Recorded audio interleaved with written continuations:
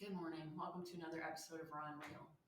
So, this one is definitely got plenty of raw quality to it.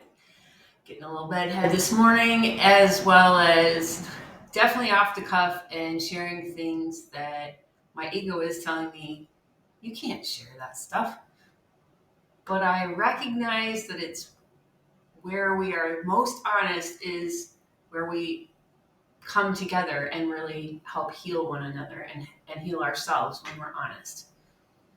So yesterday I released a video talking about loving yourself like a baby. And I was off to a great start, like any good story. And as my day progressed, I started to get into a slump a little bit. I've got a little winter blues thing happening, but figured I had it under control, not a big deal. And I have been working on getting my website stuff together for my business, and I do not enjoy website building. And it's been a lot of solve one problem, create 10 more kind of scenarios. So I was getting super frustrated and feeling very overwhelmed and desperate, to the point of crying. And I recognized, okay, I need to step back. This is not serving me. And I did remember, and this is where the sage advice I gave all of you did get applied yesterday. I was beating myself up. Wow, you spent all this money to learn all this stuff about building a website and creating these marketing ads. And what a mess you've made. These were the thoughts. And it continued to go downhill from there. And I said, wait a minute, stop. What would you say to yourself if you were a little bitty child? And I began saying things like, it's okay. You're doing the best you can. You've always done the best you can. It's okay. And the more I reflected on it, the more I realized I'm pushing because of fear. I'm pushing, trying to make something happen. And I'm putting myself in situations that I don't enjoy, that are extremely overwhelming to me, because I'm not trusting that it's going to work out for my best interest unless I push. And this is part of the training that I think a lot of us have received. You have to push. You have to force things to happen, or they won't. You won't get what you want or what you need if you don't force things to happen. And man, it's a very damaging thought, because it creates a lot of fear and frustration.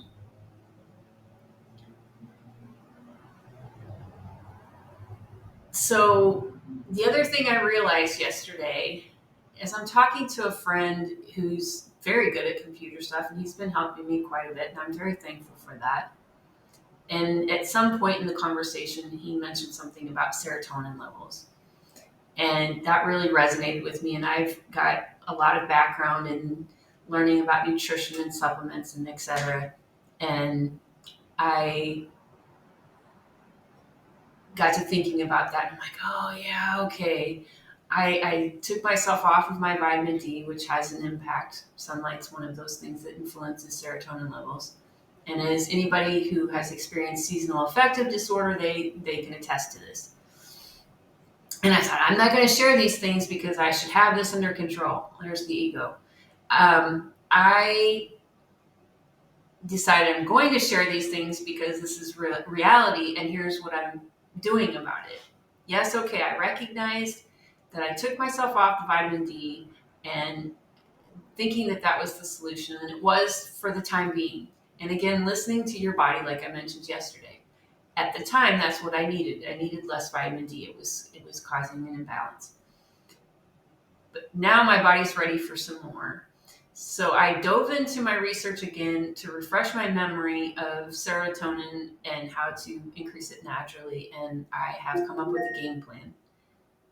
This is a Okay, so I had to pause the video there because my device went off to remind me to love and approve of myself. It's an exercise I incorporated a few weeks ago, probably longer, to remind myself to choose to love myself. So back to what I was talking about, and that incorporates with the loving yourself like a baby and retraining your mind to do so, but also ties in with the serotonin, which is what I was talking about. Things that help improve your serotonin levels naturally.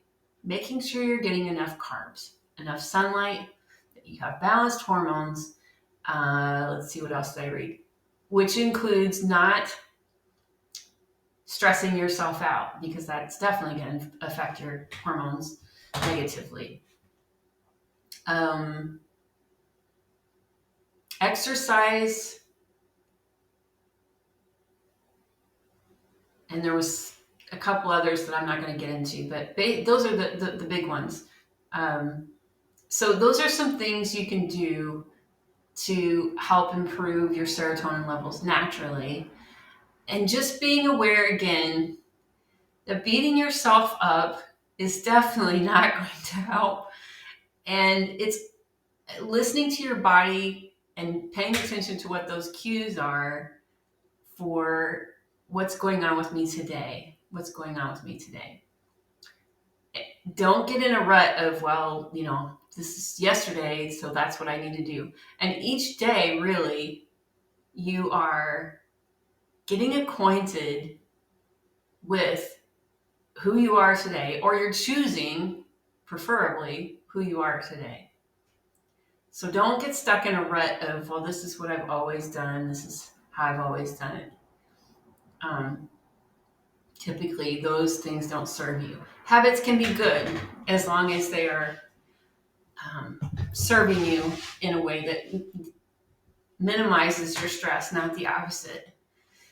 Okay, so that's all for today. Just wanted to share some encouragement on those of you who might be dealing with seasonal depression and some ways to manage that better, and to encourage you that there is options out there and it is okay to speak up about, and you're doing the best you can. Give yourself grace. Make it a great day.